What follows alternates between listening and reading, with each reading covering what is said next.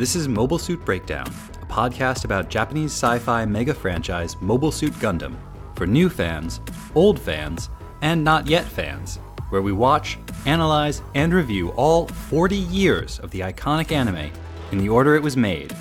We research its influences, examine its themes, and discuss how each piece of the Gundam canon fits within the changing context in Japan and the world, from 1979 to today.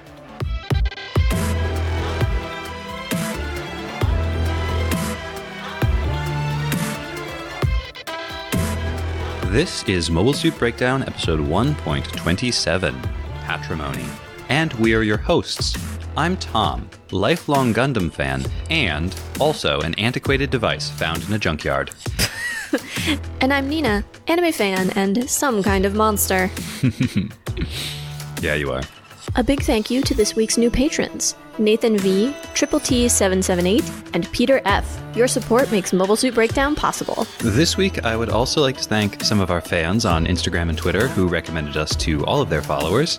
So thank yous go out to @TwitchVladVos and @ActionAwesome. And I'd like to thank longtime listener of the podcast, Agatha, who helped us out by suggesting some ways to promote the podcast and better optimize our website. I'd also like to extend our thanks to the good people at Pinecast who helped me fix the website after I briefly broke it, because I am truly the Hayato of web development. Final call for Mandeep S. If we do not hear from you by midnight Eastern Time today, your prize will go to someone else. We still have a colander full of names, and we'll just have to draw another one. So, Mandeep, please get in touch with us. Last week, after picking up a new crew member, the boorish Lieutenant Slager Law, the White Base launched back into space to begin their new mission as a decoy ship sent to draw Zeon attention away from the Federation campaign against Dozlzabi's space fortress Solomon. In low orbit, they skirmished with a Zanzibar commanded by Shar Aznable, then destroyed a squadron of Musai cruisers. Badly damaged and still pursued, the White Base headed toward the temporary refuge offered by the neutral colonies of Side 6. This week, we are covering Mobile Suit Gundam Episode 33, Farewell in Side 6, also known as Konsukon Kyoshu, Konsukon's Assault. For research, we do a deep dive with a special guest and talk pretty exclusively about Amuro's neuropsychological issues. That's right. This week is going to be a little bit different. Regular listeners of the podcast know that usually, after recapping the episode and discussing our first impressions, Nina and I present a series of research pieces about aspects of the show that we found interesting, troubling, or just strange. This week, instead, we are going to be joined by a special guest with expertise that is desperately needed in the Gundam universe. Mobile Suit Breakdown's clinical psychology consultant, Shar, the clinical neuropsychologist, will be discussing Amuro, his parents, coping mechanisms, intergenerational wounding, and the worst thing that could happen to him. But first, the recap.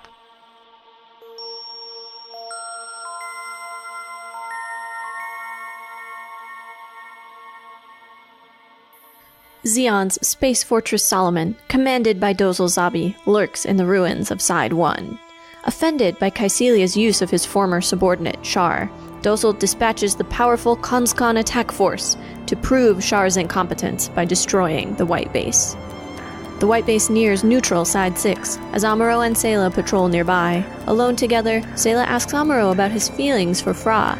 He stutters that he doesn't hate Fra, but just as the conversation is becoming uncomfortable for him, Amuro spots Zeon forces. They skirmish with the new Zeon mobile armor, Brabro, but it disengages and they return to base. Once inside Side 6, all their weapons are sealed with red tape. District Attorney Cameron Bloom comes aboard to examine the ship and warns Bright that any broken tape will result in severe fines.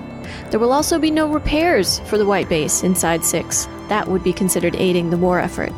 As they enter the dock, Cameron and Mirai suddenly recognize each other. Cameron is Mirai's fiancé. They are thrilled to see each other alive and well in spite of the war, but Bright reminds Mirai that she has a job to do and asks them to restrain themselves. Although upset by seeing them together, Cameron's hand resting on Mirai's arm, Bright says nothing more. Later, catching up, Cameron wonders why Mirai never tried to contact him. Even though he was so desperate, he spent a small fortune hiring people to look for her. Mirai seems dismayed. Why didn't he look himself? She asks if their engagement was only to please their parents, and though Cameron objects, Mirai believes that it was. With his hands on her waist, he asks her to come home with him, insisting that she'll be treated like a queen. She pulls away, asking him to wait, to slow down. Before Cameron can say anything else, Sleggar interjects himself and punches Cameron in the face. The punch doesn't pack much force, but it gets the point across. Cameron acknowledges that he was out of line, and Sleggar points out that the crew are all fond of Mirai. She is like a mother to the white base. While out shopping for supplies with some of the crew, Amuro spots his father, alive, at a bookstore across the street. Trying to catch up, heedless of the traffic and unable to get his father's attention, he is soon running along behind a bus with his father on board. Every time he gets close, the bus pulls away again. When he finally catches up, his father seems unsurprised to see him, and asks how the Gundam is doing. He invites Amuro back to his apartment, a shabby room overlooking a junkyard, and displays his latest invention. Tem is very proud of it, insisting that Amuro needs to install it in the Gundam right away, but Amuro thinks to himself that the gadget is junk, and that his father is suffering from brain damage caused by oxygen deprivation. Amuro tries to talk to Tem about seeing his mother on Earth, but Tem has already returned to work. Oblivious to Amuro's feelings, he suggests they go visit Earth when the war is over. When Amuro tries to talk more, Tem barks, "Get going! You're a military man now!" Amuro runs out, barely holding back tears. On the White Base, they are preparing to leave Side 6 for a dock just outside the territory, where the White Base can receive the repairs it so desperately needs. Bergamino, the war profiteer who owns the dock, insists that they will be safe due to his close ties with the top brass of both Zeon and the Federation. The Conscon fleet and 12 of its Rickdoms spring their trap, firing on the White Base from behind the floating dock. Though the White Base is forced to retreat, their pilots destroy all 12 Rickdoms. Amuro alone, counting each one as he goes, kills 9, all while Conscon trembles, just now beginning to understand the kind of monster that he faces. Char's Zanzibar approaches to support Conscon, but as the White Base retreats toward Side 6 and a local patrol ship passes nearby, Zeon is forced to halt their attack out of fear they might cause an international incident. Cameron tells Mirai that his father fixed everything so that she can stay safe with him. She asks, if she is supposed to give up the White Base, what is he willing to do for her? When he says that he'll ask his father to help her, tears fill her eyes. "You still don't understand," she says, and tells him she cannot abandon the White Base. On his knees beside her, Cameron proclaims that he loves her, and always will. Mirai thanks him, saying that it means a lot to her, before floating away in the low gravity of the port. Cameron begs to know what she doesn't like about him, and says that he'll change, but Mirai does not respond.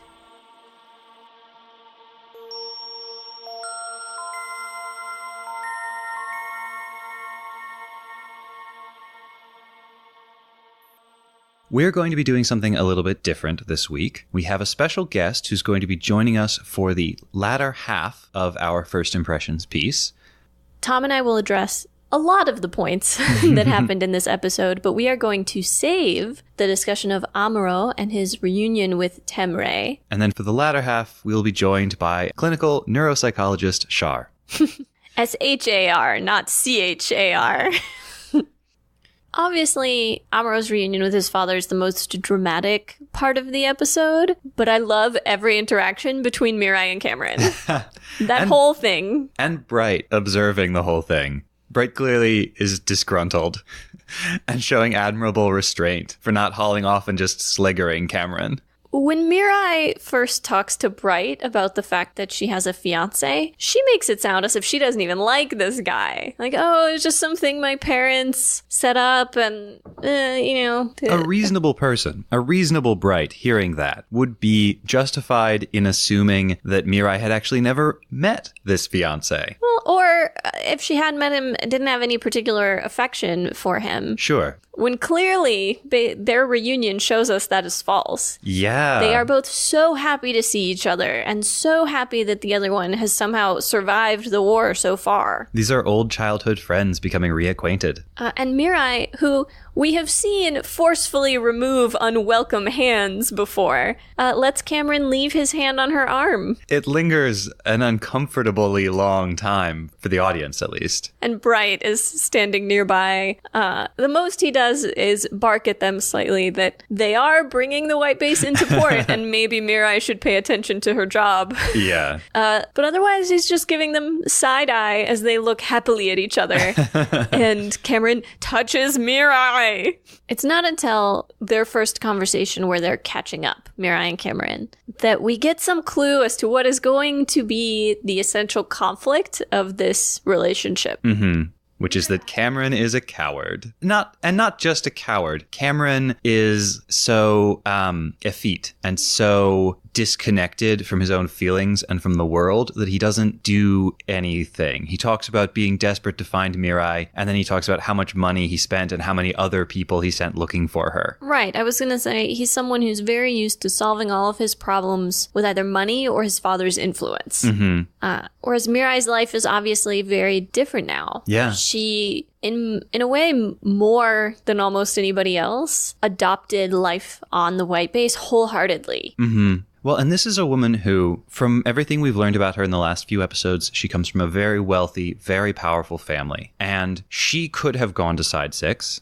after her father died in order to stay safe from the war. But instead, she went to side 7, a not entirely complete, almost unpopulated, frontier colony. Mm-hmm. She hasn't chosen the easy way, even when it was available to her. Right. As Cameron points out, she could have called in favors. She could have contacted Cameron or Cameron's family at any time. Yeah.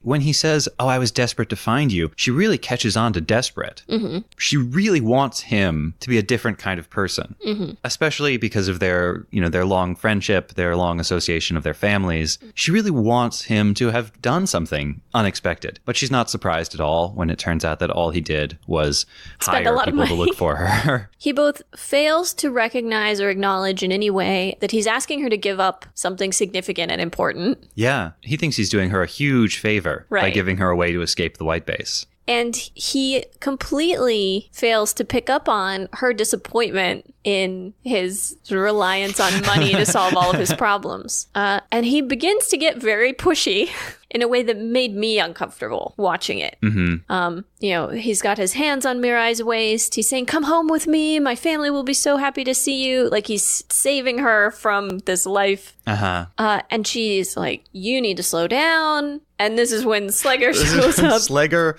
floats by. Very politely removes Cameron's glasses before punching him in the face. Which in low grav does not look like it does much damage, but certainly startles everyone. Mm-hmm. And Slegger's a big dude. Yeah. Yeah.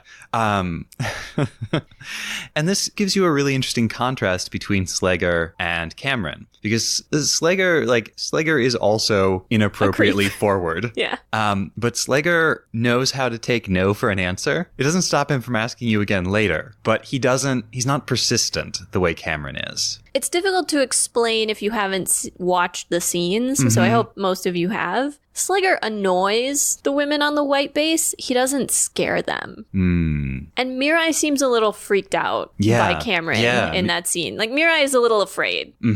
Slegger is annoying. Slegger is a nuisance, but he's not frightening. I think Slegger knows that he's transgressing. Absolutely. He does it to push people's buttons. Yeah. Cameron thinks he has a right to it. And interestingly, Cameron, after Slegger has returned Cameron's glasses, sort of apologizes, but more to Slegger than to Mirai. Yeah, I feel like Cameron, in line with what I just said about Cameron thinking he has a right to it, Cameron doesn't realize what he's done wrong. He's been punched, so he realizes he did something wrong, but he doesn't really understand at that point. Even at the end, he doesn't understand. His last scene in the episode is him shouting, how can I change so that you'll love me? What have I done wrong? What is it about me you don't like? Yeah, exactly. I feel like Slegger even almost tries to give Cameron a pointer here when he explains that Mirai is like the mom of the white base. Yeah. That she's got this whole crew of people who are very fond of her, who depend on her, who need her. It's not as if she's been all alone this whole time waiting for Cameron to rescue her. Yeah. Aside from the floating away goodbye, which is the coolest kiss-off I've ever seen in my life. Well, and the line there. Yeah. He says, I love you and that will never change. Right. And she says basically, thank you, that means a lot to me. And then she floats away. And it's not a fast floating away. It's pretty slow. Mm-hmm. And he's yelling after her and she doesn't look back or say anything. But before that, she starts to say, if only there hadn't been a war. And then she says, no, it's not that. You haven't changed. And they don't spend a lot of time on it or explain it very well. But the feeling that I got from that exchange was that having lived through so much of the war, really in it, right? Mm-hmm. She was there when Side 7 got attacked. She was there with the refugees. She's been to Earth. She's seen a lot of what's happened up close, personal. Mm-hmm. The idea that somebody could be living in these times and untouched by them is unacceptable to her. Yeah. And in that, Cameron is a microcosm for Side 6 and all of the people living in that neutral colony. And I think we can't look at just Cameron. As much as Cameron and Mirai is the really interesting relationship there, we can't look at just Cameron in this episode, because this episode also gives us Bergamino, the war profiteer, and it gives us Conscon, the very sort of perfumed, dandyish Zeon officer. It also gives us the side itself. Yeah. Which we've seen what the various communities, on Earth and on the sides look like now. And we've seen very few untouched by war. Mm-hmm. And so to see this beautiful, pristine environment and this glittering city, it's a shock. Yeah. And Bergamino's total lack of concern that he has such personal relationships with the lead brass on both sides that he needn't worry about his dock being attacked. Right. Well, and then there's that border that they have marked out by beacons and patrol ships. And it's just this feeling like the war somehow can't pass this border. And when Cameron is in that one patrol ship and the pilot says, I didn't sign up to get shot at. Yeah, how much of the population of Side 6 is people like Cameron? People who were rich enough that they could keep themselves out of it. And to sort of accept that with that isolation, with that immunity from the horrors of war, comes essentially having no stake in the outcome of it. Mm-hmm. Because if the Federation wins, Side 6 is going to be dominated by the Federation. And if Zeon wins, Side 6 is going to be dominated by Zeon. They've washed their hands of the matter. Like, they don't care which side wins. And so I am reminded of a saying I love, which is that the term for a Nazi sympathizer is a Nazi. If you don't care whether or not the space fascists win, then maybe you're a space fascist. As you were talking about their position, I found myself thinking about and contrasting that with Garma's funeral, right? How can a government see that and decide that they don't care what happens? Yeah. Yeah, I was contrasting it because Side 3, Zeon, is another area where the war hasn't arrived. There haven't been battles in Side 3, not really. But Side 3 is not untouched because of how many of their people have gone to Earth, gone out into battle and died, or who are just far away from home. And so for Side 6 to stand apart from all of that is truly remarkable. There were neutral areas on Earth, too. I remember in the Duel in the Desert episode when Rambaral and Amuro meet in Sodan, the barkeep reminds them that Sodan is neutral territory, but Sodan is wrecked. Right, Sodan has already been destroyed. Places on Earth that are neutral have also felt the war. And so Side 6 is in this unique position. And I think we see with Bergamino and with Conscon these older, clearly wealthy, powerful, insulated men who are just so helpless, so static, which is what Mirai calls Cameron toward the end of the episode, that they can't do anything. All they can do is sit there trembling and giving orders to their subordinates. It's very interesting, the prejudice we see from Dozl and from Conscon as well, that they can look at someone like Char, who everyone thinks of as a great warrior, and assume that, oh no, actually he's just a failure, he's useless, he's failed half a dozen times to destroy this machine, therefore he is the failure, not this machine is really difficult to beat. And Char is happy for them to make that mistake. Yeah, Char keeps just letting them set themselves up for failure. I did think it was interesting. Dozel, and then Conscon makes it very clear in this episode, but he says something like, you served under Dozel and then you very quickly took a job serving Caecilia. Don't you feel ashamed of that? Mm-hmm. And it's the sense that something like loyalty to the proper hierarchical structure is much more important than actually being an effective soldier, which is how Conscon ended up in charge of this very strong mobile assault force, even though he is clearly not a competent commander. That's interesting. Which bits did you feel made that really clear? You see Conscon, he's got this new battleship, the one that's bright red. Mm-hmm. He's got, I think he's got a couple of cruisers with him. He's got a huge force of Rickdoms. A dozen. Yeah, exactly. Brand new, top of the line mobile suits. But then once you actually see him in battle, even when the battle is going fairly evenly for both sides, they're just sort of sniping back and forth, that proximity to danger has him falling apart. Somewhat panicked. I'd say more than somewhat. He's totally out of control. His voice is trembling. He's shaking. He's sitting down in his chair and he's gripping the armrests. And that's just when the white base is shooting near his ship. It suggests that maybe he's never been in a battle before. Or if he has been, he's never been in a battle where he was actually in charge or where he was near the front lines or where the strength of force was even close to equal. And yet he's this high-ranking guy with all these resources at his disposal.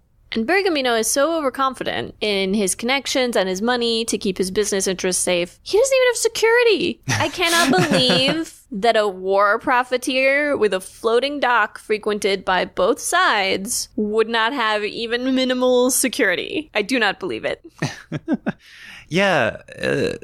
I think it comes of living in a neutral colony. This idea that the war is never going to touch him because he's got influence and connections. Gross. And like Conscon, as soon as the shooting starts, he's a puddle. He melts. He's I think at one point he's clinging to Bright's arm. Well, because first he's saying, get away from my dock so the fighting doesn't destroy it. And then when they decide to retreat, he's like, but my dock, you need to save it. Yeah. Ugh. Gross. And I think the implication is that if Cameron continues on his current trajectory, he's going to end up just like one of them. Just a rich coward hanging out on side 6.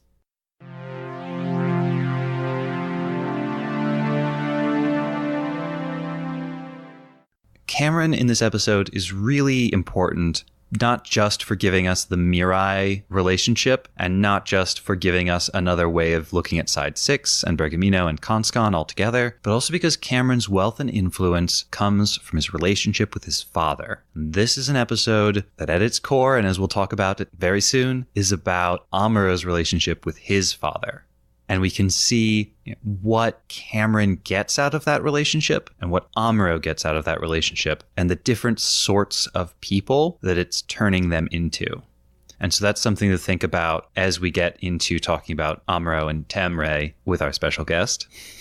But just remember, Cameron is almost entirely dependent on his father and on his relationship with his father. And then the third thing that I do want to touch on is it cannot be a coincidence that in the opening to this episode, Amuro and Sayla are about to talk about Amuro's feelings about Frabo when they are attacked by the Zeon mobile armor Brabro. Not actually believe. Because Amuro spots it. He's avoiding the conversation. Sayla, look, over there. Yeah, I can't believe that that's a coincidence. And yeah, the Brabro gets away. It's the first time that a mobile armor has survived the episode in which it was introduced. Something gets destroyed, though. Some part of it gets destroyed. Yeah, it splits in half so that half of it gets destroyed and the other half gets away. So the lead scientist, I think, the woman who's there with them, who was insisting they shouldn't have attacked because she doesn't think that they would have been attacked in the first place, is lamenting that it was so close to operational. Yeah, I think that's some foreshadowing. I think we are going to get a more powerful Brabro in the future. And more lady scientist. I liked her, even if she was a villain. Don't worry, you'll get plenty of lady villains in the future. Woo!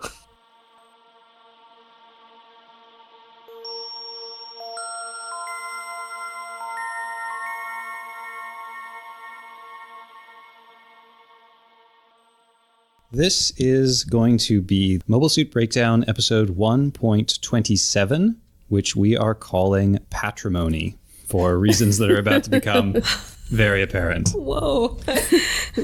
And we are joined today by a very special guest. Hello, everyone. I'm Charlene.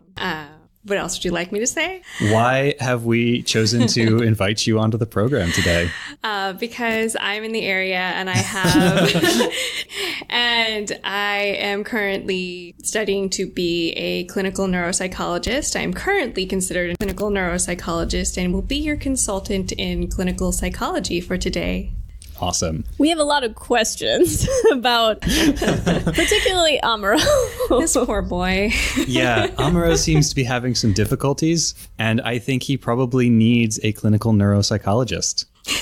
He needs a whole team. At the minimum, he needs some consulting. So to prep you for this, Char, we watched segments from a bunch of the preceding Gundam episodes. Char has not actually watched Gundam except for what she saw with us. So we watched the entire first episode. We watched the entire Coming Home to Mother episode. Yes. And we watched the entire Farewell Inside 6 episode. And then we watched sort of the greatest hits of Amuro's psychoses over the last... am I using that correctly? I'm probably not. No, but that's okay. You can say like emotional breakdowns. Yeah, we watched a sequence of Amuro's emotional breakdowns. Oh, I also forgot to talk about my YouTube channel, but that's okay. Do you want to talk about that now? I could. I know you have a pretty cool YouTube channel that you'd like to plug. Yes, I have Dr. Charmander Gaming for that. That's for me. And I actually do a lot of case conceptualizations about video game characters. One that came up really well was like the Dream Daddy episode I ended up doing. Nice. These are a lot of emotionally healthy people in a place you wouldn't expect. So Yeah, that's really cool. That's not what we're here to talk about no, today. we're talking about the Emotionally complete healthy opposite. people. So But I'm a big fan of Char's YouTube channel, and I recommend it to all of our viewers. We will link in the show notes. If you like real analysis of the fake psychologies of imaginary people, it is the place to go. yay. And speaking of the fake psychologies of imaginary people, let's talk about Amuro. Let's. I had to make a handful of assumptions going into this baseline wise. So I've already made assumptions that there's at least one generation that is adjusted to living in space because we know that would be incredibly emotionally, physically, psychologically taxing. I also made a few assumptions about his development. You gave me some snapshots from like 4 to 15, so I'm going to guess about the years in between. And you've already told me about the culture between the adults and children on the ship, which was special. Yeah, the adults are basically either dead or useless. Essentially all dead. We skipped over this episode, but at one point, all of the refugee adults do just leave the ship. What? And honestly, it makes almost no difference, except that it's kind of a relief for everybody involved. Oh, thank God. Less resources, more air. Yep. Yeah. Okay. Well, good for them. I'm glad they got out.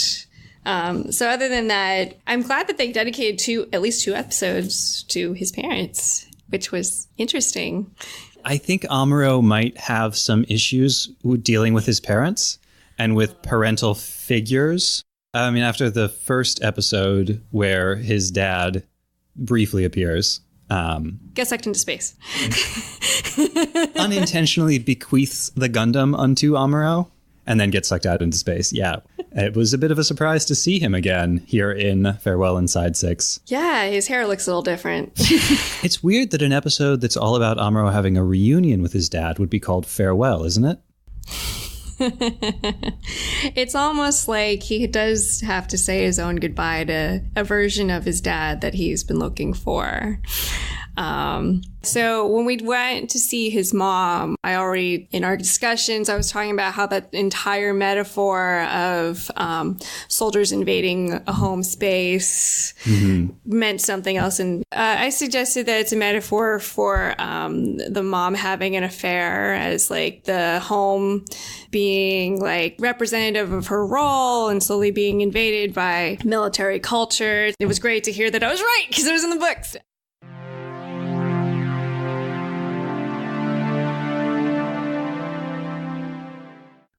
She cried a lot.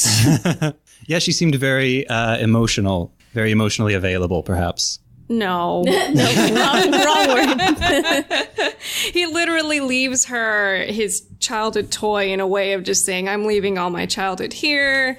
She's taken up a role with the refugees, so I think that she's sublimating all of her guilt of abandoning her child by taking care of these people that are also affected by a war.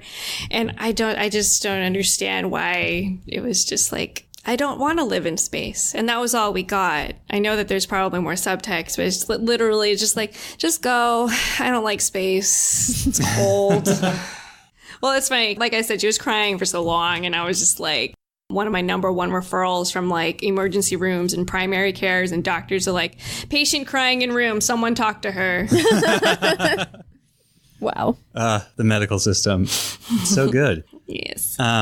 Yeah, in the books, it's more clear that she's having an affair, and that's a big factor. But the books were also written some years after the show, and so there may be a certain element of trying to explain away things that weren't adequately explained. And we can't really know whether that was intended when this scene was written. But since when you saw the group of loutish soldiers who had occupied the house, with no other context, you immediately said that it was a metaphor for like her having an affair. Yeah. So maybe that is there. I also think one way of looking at that scene where they flash back to her decision to stay on Earth is just another example for us of the fact that his parents have never prioritized Amuro. Oh. That her own feelings about where she wanted to live were more important to her than being with him, frankly. His father's desire to go work on Site 7 was more important than keeping the family together. Absolutely. We got a whole system of attachment issues here. It's definitely an intergenerational wounding, for sure. And watching these episodes in such quick succession, the first episode, the mother episode, and now the father episode, I noticed a couple of things, one of which is Amuro's home on Site 7 is incredibly sparse. There's very little domestic anything there. The only room that really has anything in it is his room, and it's all gadgets that he's working on. His cupboards are empty. He barely has any clothes, and we don't see any other part of the house. But then we go into the mother's house, and it's full of stuff. Even though it's been abandoned, it's full of these domestic things. And we see the living room, and we see like a bedroom, and it all feels very family-oriented, Homey. we can say, even though there's no family there.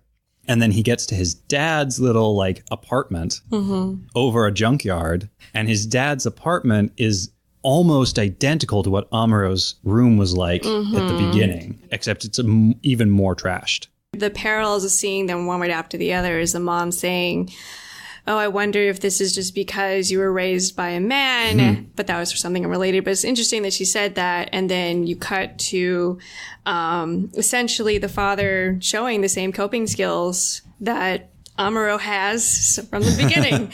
And you're like, oh, yeah, he was. He really was raised by a man. And that's all he took from it was just this. And I feel like more of that was saying goodbye to his father and also some fear of what he could be. Yeah. To be really fair, he was raised by Frabo. That's true. We'll give credit where credit's due.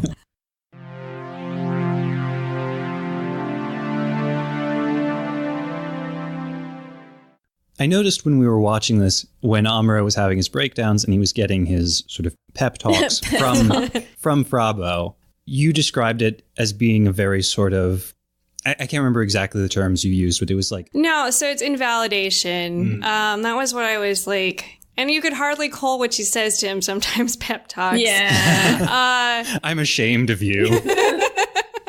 You call yourself a man? I know. And I was like, I'm not sure, because I was like trying to be culturally sensitive to like the time, Japan, military culture.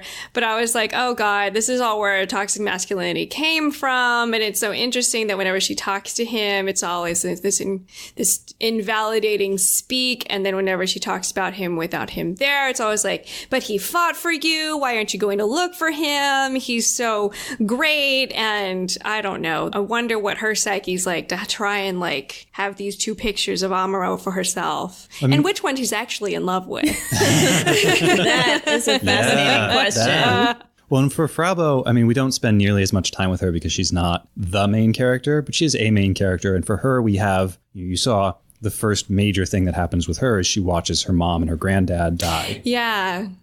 It's just interesting because, like, you know, Amuro's like, oh, those men died over there, and, like, picks up a manual, essentially. Like, oh, no, they're dead. She acts as the vehicle for the emotion in that episode, and I feel like that's, you know, we're speaking to gender roles, but, like, I think that's also probably carried through in the series.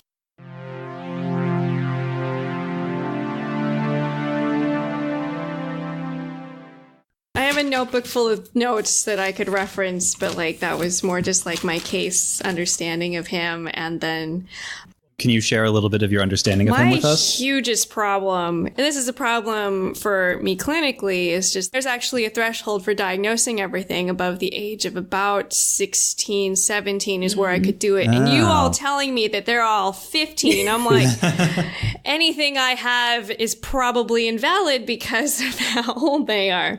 But the reason I kept asking you about everyone's age is because running a military, making decisions, executing plans takes a lot of planning, takes a lot of inhibition sometimes. And the frontal lobe of the brain, this is where I'm getting really neuro, frontal lobe of the brain doesn't actually complete development or solidify until age 25. So everyone's skills is kind of garbage. and then I'm like, so he runs into that 35-year-old man, and Ramba Rald, and I'm like, he's probably the one with the most skill and the one with the most planning and forethought, and he straight up dies. So neurologically, is this more the creator hating, like, functioning brains or adults? Well, we skipped over a couple of episodes where they meet some very old, indeed, generals who are running the war. Mm-hmm. And they're just trash people. Okay. And they're happy, and one might even say eager, to sacrifice people with not yet fully developed frontal lobes for the good of the war effort. That's so unfortunate. And then, of course, because this couldn't be a straightforward case, I took count of about how many potential traumatic brain injuries Amuro may have.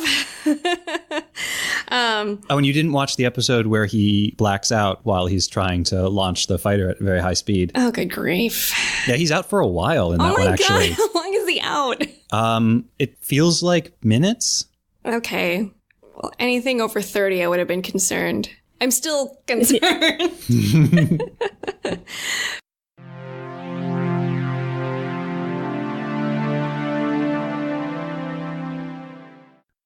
Worth pointing out, and feel free to correct me if any of this is wrong, but so a lot of us have heard the term shell shock.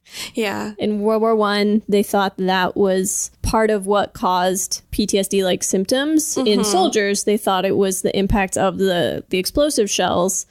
Then psychiatry sort of took a different route, and they said actually, like, PTSD is from trauma of war, and now it's actually swinging back the other way again, and they think it's a combination.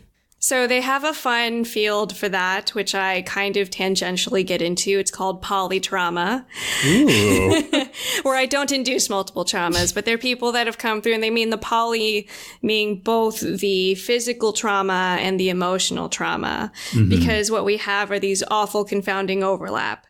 So only recently, they've only started service connecting blast exposure, because being hit with the blast wave is just as damaging as hitting a hard surface.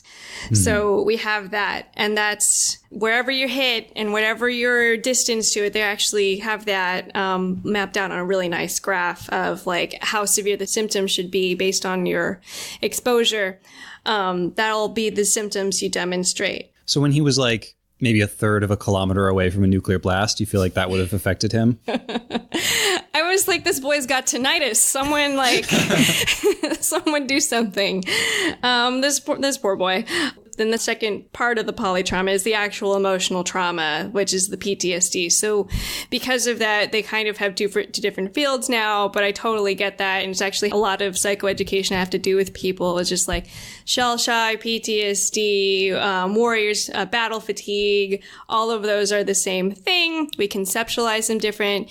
And the problem is they all have the same symptoms. So all of the overlapping symptom for PTSD and potential severe TBI is always going to be like this depressive symptom overlook, this lack of enjoyment, this avoidance of everything. Like when Amuro was in bed covered up and like, I don't want to deal with anyone.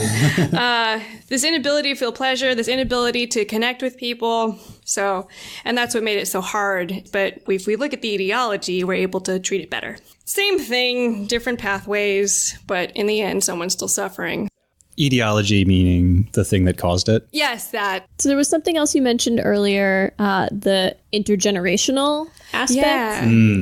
Yes. Do you mean like with his parents, or like do you mean like with the idiots on the the White base. White base. On the idiots with the white base. I meant more with his parents. I hadn't actually realized that there was an element of his relationship with the white base. The way I like to conceptualize people is there's like two models that are really helpful. It's a biopsychosocial model, so I'm looking at things from the inside out. And then what other people like to think about is this ecological model, where we're looking at the relationships, nuclear to your immediate relationships, and then how those trickle down into you. So what I was thinking about with intergenerational on the white base is this pervading message of how these kids aren't doing anything, and it's being perpetuated by them by wanting to not do anything, the older generation.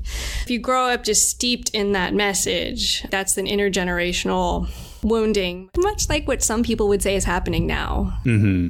So these are like the episodes where the refugees don't value what the people on the white base are doing, and the refugees, at one point, we didn't show you this, but they stage a sit-in because they are like, you're not adequately taking care of us. We insist that you take us somewhere safe and put us down. And this is all happening while the white base is actively in a battle. Oh my God. Yeah. I keep being impressed by how what you're talking about so closely corresponds to scenes you haven't actually seen yet. That message is just so strong between them all. Yeah. Just like, oh my God. But the intergenerational wounding between parents is just, so what I was looking up for, we started was these theorists are talking about types of attachment. So our healthy one is secure attachment, which is, you get comfort from a caregiving figure. That comfort and that protection is going to always be there for you. Yeah, you can count on it. It's fine. I'm just going to say that isn't happening here. And so then we have resistant, which is something else. It's an entirely different dynamic where the comfort is there, the caregiving figure is there, but something happened where you don't want it.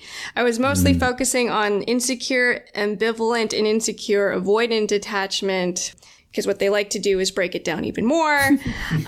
So the insecure ambivalent is this, like, if you are in distress, you have no desire to seek new stimuli, but you don't necessarily gain comfort from your caregiving figure, which we know Amuro has none. So I was more torn between that and insecure avoidant, where he just doesn't seek soothing at all. So I'm like, one of those might apply to him, but I don't know what it was like over the course of his life. He seems extremely, at least in the episodes we've seen of him, he seems extremely resistant to any kind of soothing behavior. Like when people try to take care of him, he gets very like uncomfortable, and he doesn't like that. I think he just more doesn't think he deserves it. So a lot of the things that happen with PTSD is that you start to view yourself as the monster as you slowly make those connections. Like every time I talk about when he's counting people that he's killing, I'm like, that's a way to dehumanize him so you're okay with what you're doing. The mining base episode was just a time to be like, oh, this is a larger project, therefore I don't care about who's in there. And I thought that was a really interesting touch where he sees that soldier holding the picture of someone close to him, and he gives him water. And the soldier does say something that other soldiers say to one another, is just, don't do that. Hold the line. And it's hard because like he didn't grow up in soldier training, so he has none of that camaraderie, the secondary family situation. So he's just so emotionally bankrupt. It makes me sad.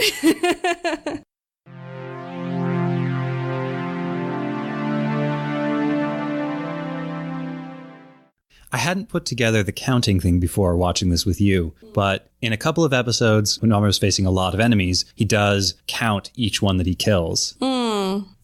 Yeah, so that works two ways. I was like, so it works to dehumanize and also works to, like, you know, video games. Like, oh, look at what I've accomplished. It is countable. So I think that he's trying very hard to distance himself from the idea of being a killer.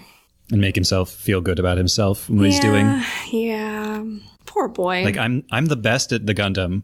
Look how many I can kill.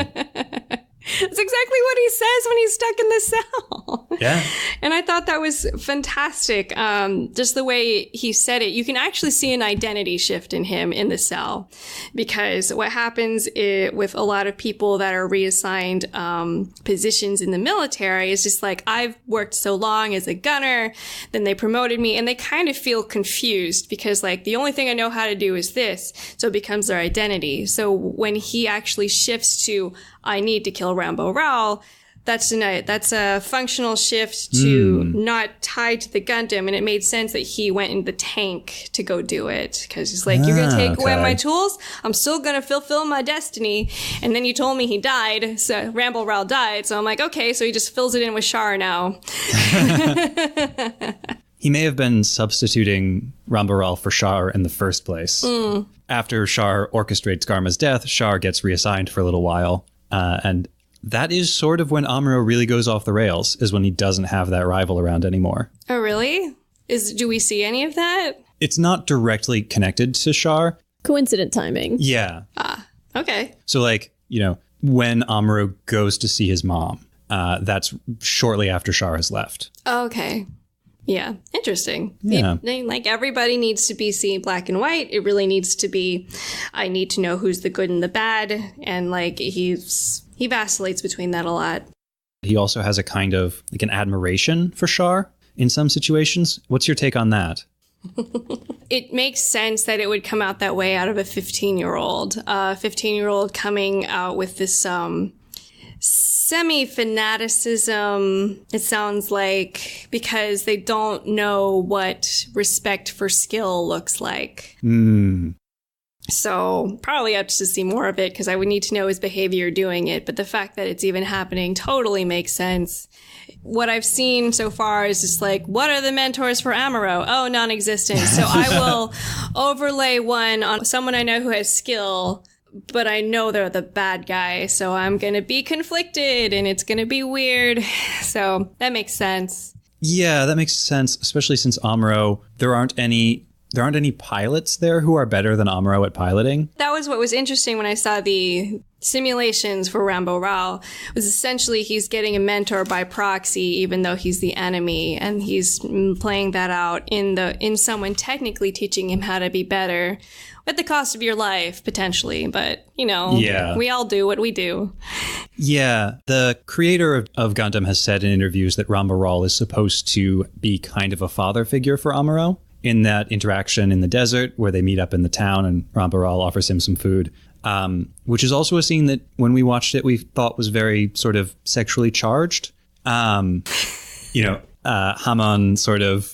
The scene in the bar. Oh, because I was like thinking like the exchange that he had where he revealed him holding a gun. Oh, that too.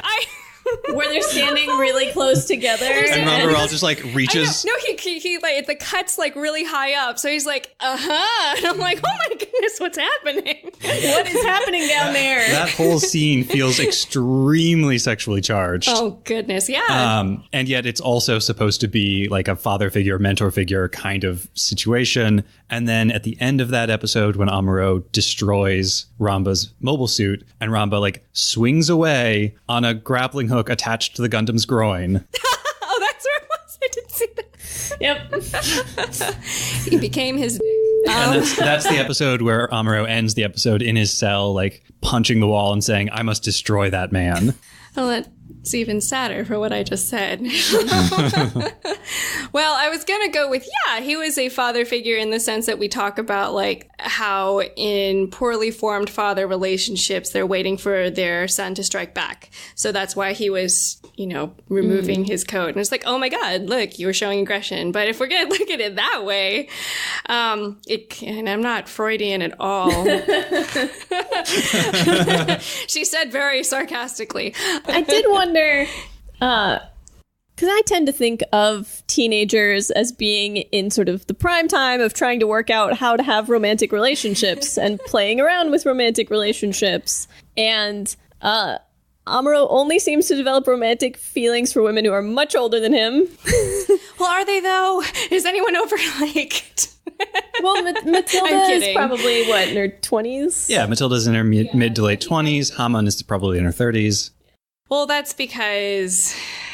Oh, God. I don't know if I work with enough, I specifically chose not to work with teenagers for this type of nonsense. I can't imagine why. They seem like such wonderful people. They seem so happy and totally know themselves.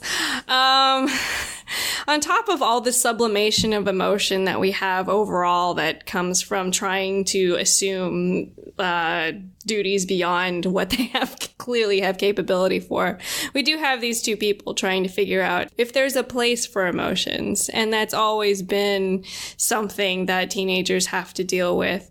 To get Freudian again, I was like, of course he would like older women because he's like, he never had the time to be grossed out by his own mother. And then, of course, he's like, oh, I'm going to like people the same age as my mother and whatever. That's my wonderful pop psychology bit about that. But I think it's just that he has respect for these women in power. So he has more admiration, but it's, of course, coming out of a teenage boy wrong. But yeah, no, that's interesting. He wants to respect someone so badly, and it's so sad. Oh. Yeah. No one's worthy of respect. It's so sad. That was something your dad pointed out too. He described every person over, 30 as a completely failed human being.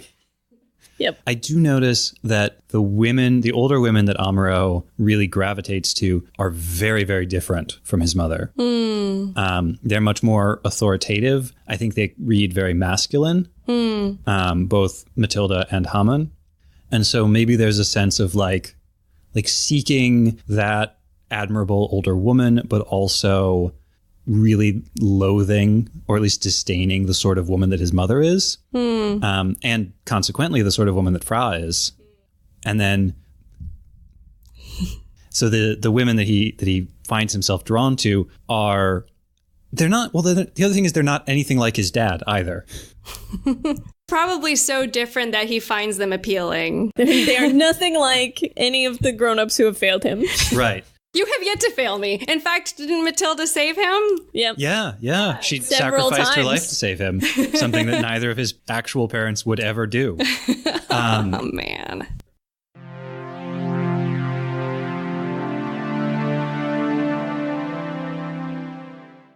You did mention, as we were watching, that Amuro would make a terrible patient. He would. He would. The other reason I don't like working with teenagers or anyone under the age of 18 is it's really hard to get actual consent from them. I have experience working with teenagers. I did have one where the whole time she refused to do therapy, so we just did mindful coloring together, and I kind of just snuck in a question every now and then. I got paid to color.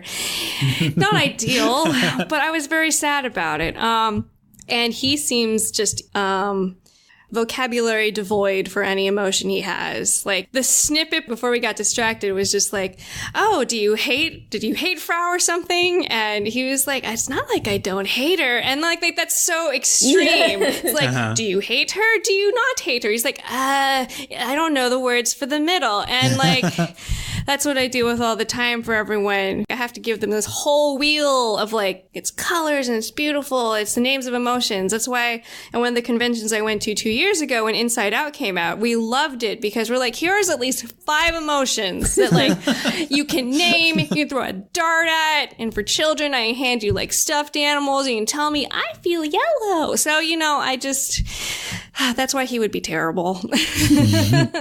Because he doesn't want to get better. No, he doesn't want to get better. You can see that he's functioning quite well. The problem is, so the context in which he's functioning calls for these situations. And we have yet, like you said, you're like, oh, look, it's going to be peaceful. And I'm like, no, it's not. It's never going to be a peaceful time. Because what happens is PTSD manifests when you go back home, when it doesn't call for these situations. And I think that the closest portrayal of that we saw was when he was eating a can of beans and sleeping on his gun. And I was like, I know so many people that do that. In the real world, it doesn't work. But for him in that context, you see him kind of out of the military, but kind of on his own. And then there's so many people that just live like that. So it won't happen. He's always going to be functional to them at the moment. But if God, he ever settles down, it'll be a mess. So the worst thing that could happen for him is if the war ended. Yes, actually. I'm projecting an entire future of alcoholism, severe alcoholism, if it stops. What I like to talk to people a lot about when I see them is just the difference between passive and active suicidal ideation. So a passive is what we all have, where we just wake up and we're like, I really wish I just didn't have to do today. If I just woke up dead, I'd be fine. We have that all fleeting, but like the active comes with this intent, plan, means, all that other stuff. So when we go into more prevalent passive, that's where he's running into traffic, where he's like making it someone else's job to come at him, or like, oh no, I was in a situation where I could have died, but I didn't have to do that. So he's just got more of that, but like, because he's doing it in a functional way where it's acceptable, I question the functionality.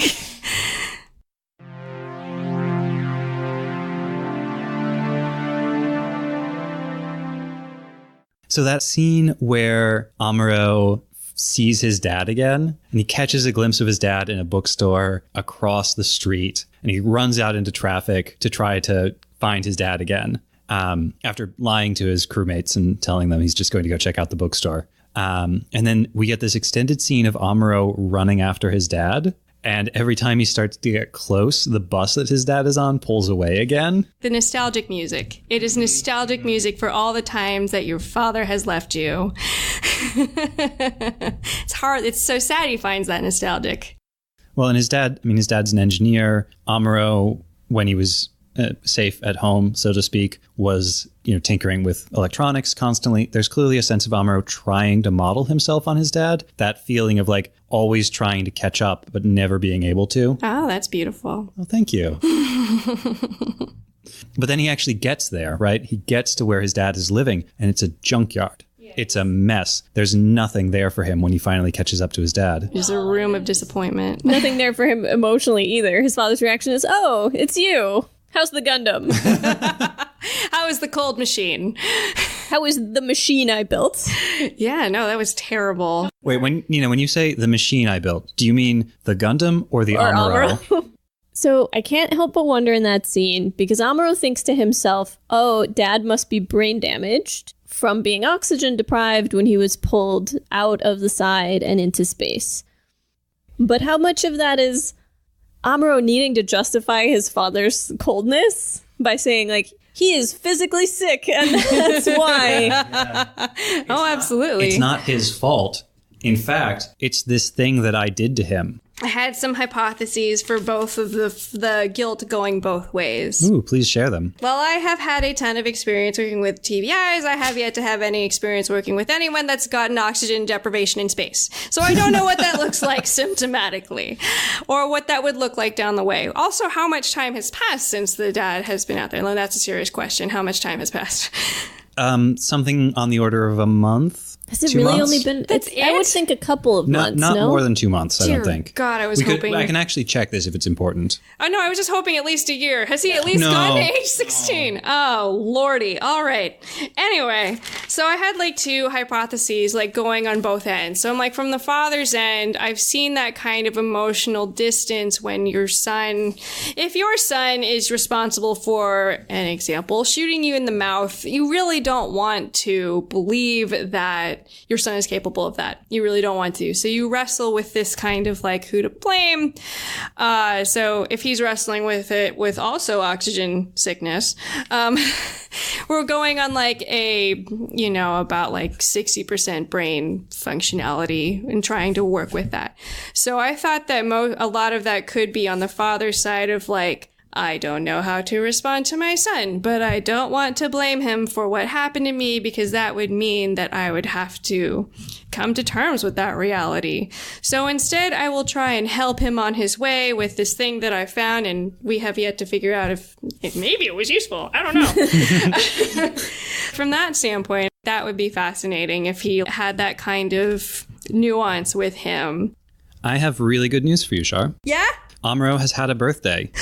He had a birthday about a month ago. Oh my goodness. So He's finally he is meets 16. diagnostic criteria for everything. So silly. No, so it is hard. I mean, part of that scene was mourning the loss of his father. It's just like all children and all people have this ideal father and then like the reality. So if he's been going on something to survive, something to not blame himself for, of course he probably has his fantasies like Dad's probably out somewhere on side 7 or side something, doing whatever he wants. And then to come to grips with that reality and see that like, I don't know if he's made the connection that he's done that or something, just to see that his father's gone nuts is just like to say goodbye to any hope of or a nuclear family. Yeah. Did you notice that when Amuro is having this realization about how terrible his dad actually is, the part that his dad gives him is supposed to go in the Gundam's memory circuits? I wonder if that's symbolic.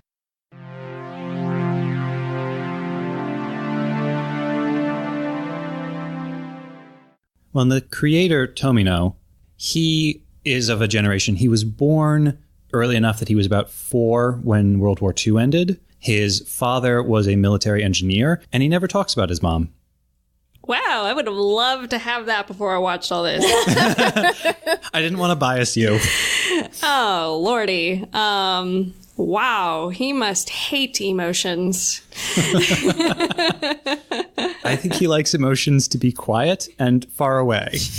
Put in a box deep down in my tummy. Far away from my actual heart where I can feel them. No, that's... Oh my.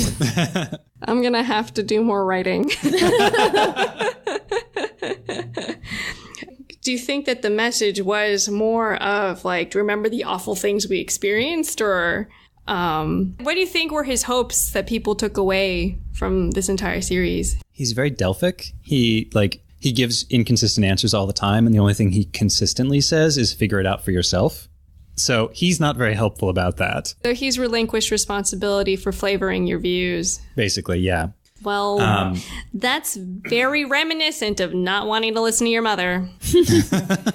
I also wonder sometimes if it's not about found family and building those relationships outside of your biological family, if your biological family proves a disappointment. Although, obviously, a lot of Amuro's relationships, even on the white base with his fellow crew members, are unhealthy.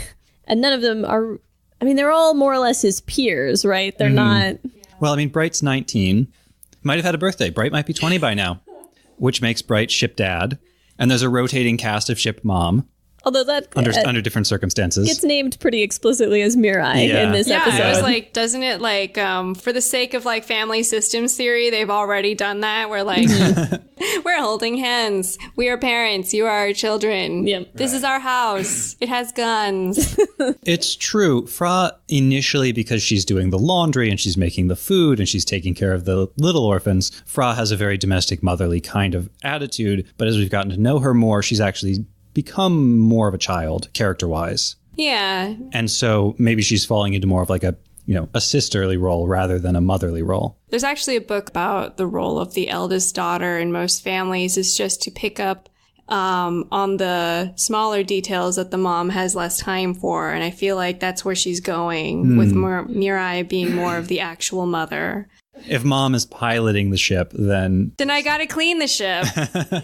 Because that's actually a role that comes up a lot where like the oldest daughter, even if they're like second oldest or second oldest past a brother, will normally have a large part in parenting the children of the rest of the family. And I feel like she likes if someone gets stuck doing the dirty work and not ever having a childhood.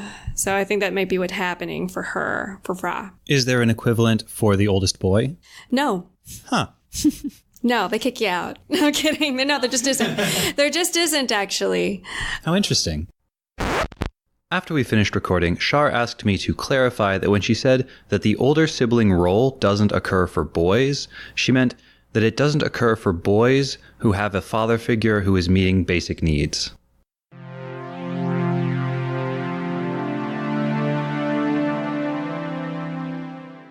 I think the statistic is something around like 98% of us experience a trauma, but a significantly smaller percentage experience PTSD. So, post-traumatic stress disorder. So what I'm interested in for most people as I look at their strengths, because I know we talk a lot about like he has a sad family and he's in battle all the time. But the good thing about being so young is that he's demonstrating something called resilience. And that's, colloquially it means something. It means like, bounce back. But also psychologically it means something that he's able to overcome all this and still do what he's supposed to do. And I'm wondering how long that'll last. I'm wondering what the resources are for that. The reason I keep asking about whether or not he has computers in his room is because that seems to be the only coping he's had like throughout the time before he joined the military. So I was like, we always grow out of our habits. So like when we're stressed, we go to the ones that are familiar. Okay. So that's really interesting for reasons I can't say yet because of spoilers. Okay. Does he make another robot? Does he make another tennis ball? The tennis ball is Haro. He's still a tennis ball to me. So if he ever drops any of those activities for like longer than we saw him, where he was curled up in bed, that would be when I start to worry about the lasting effects. And relationship wise, I do not expect this boy to be able to make any attachments. He's clearly able to feel positive feelings. He said positive things about Ms. Matilda and Ms. Hammond. So the moment those go away, that would be when I'm worried. But the fact that he's still exhibiting them, like, that's his strength. Do not take it away. So there's some hope for Amuro. Good. Unless I'm very wrong. Well, I know, but I can't say. Good to know. Well, thank you for having me here. Our pleasure. And it was great. I can't wait to have you back. Yay! Next time on episode 1.28, Sparks Fly. A Serious Man. Char's secret weapon. A swan in the rain. Sympathy for the Hayato. Flashbacks and callbacks. A device to make the Gundam stronger. Stuck in a rut. Slayer Law, defender of men? Tem takes all the credit. An evil laugh and lots of crying. Will you be able to survive?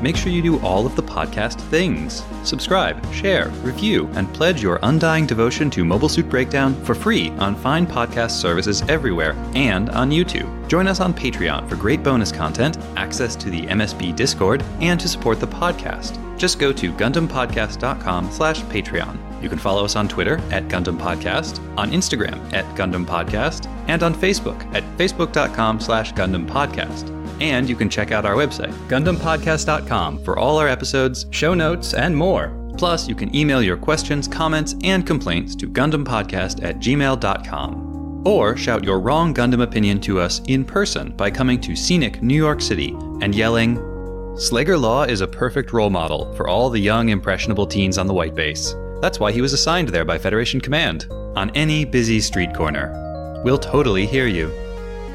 Our wrong Gundam opinion this week was submitted independently by two of our patrons.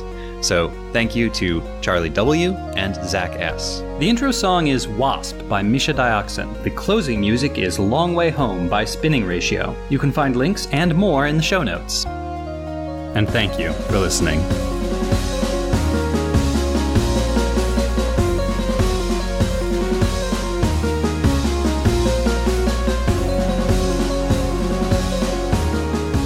I do is speak in acronyms. So I'm like, OEF, OIF, Operation Enduring Freedom, and Operation Infinite Justice?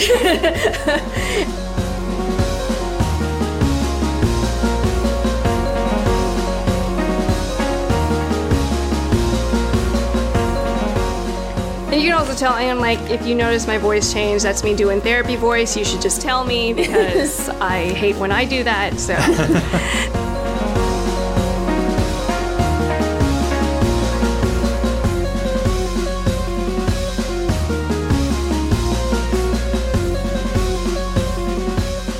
Many tests I'd love to give Amuro. I want him to fill out a personality test. I'd like to sit with him in a room for a little while, just get a good read on him. And then we'd know.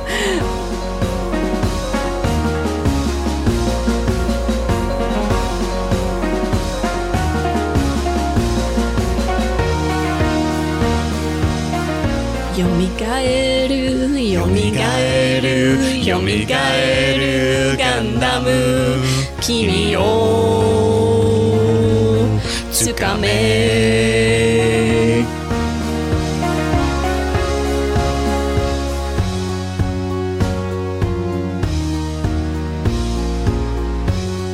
Char, the clinical psycho... The clinicer... The clinicer.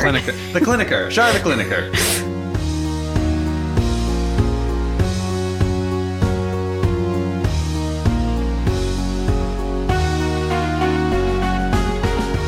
I want the Conscon fleet attacking music to be my ringtone. The scary pianos? Yeah. Dun, dun, dun. Yeah. Why do you always want scary to be your ringtone? Because the phone is terrifying. So wouldn't you want to make it a little less terrifying? No, that's just lies. That truck is still there. Yep.